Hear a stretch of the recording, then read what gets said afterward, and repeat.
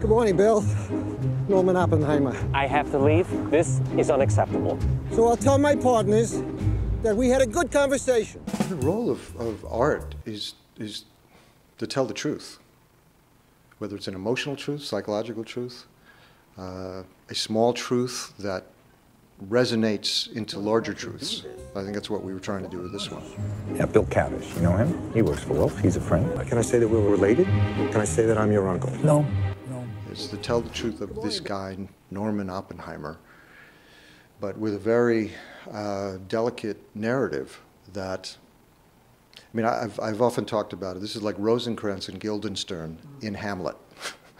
They're minor characters, but if you took them as the major characters in this story of court intrigue in Denmark, it'd be similar to what this story is. Norman is a peripheral character to world events, but he actually ends up being essential to world peace. If you ever need anything, feel free to call.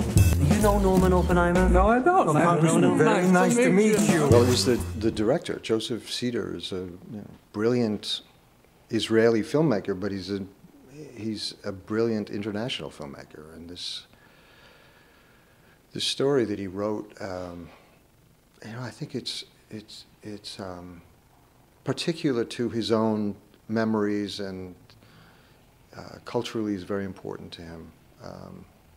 But he wanted to do something that was universal, and I think that's why he wanted to work with me on this, is that the collaboration would make it larger than just a story of a Jewish guy in New York. And this is where our friend Norman Oppenheimer comes in. We're talking about the fact that you started out doing $6-7 million movies, and you're still making those, but some of those $6-7 million movies made a gazillion dollars. I know. Well, they have to once in a while. They don't even let you make the $5 and $6 million movies. You have to have a Pretty Woman or Chicago. Chicago was also a very inexpensive movie. Surprisingly so.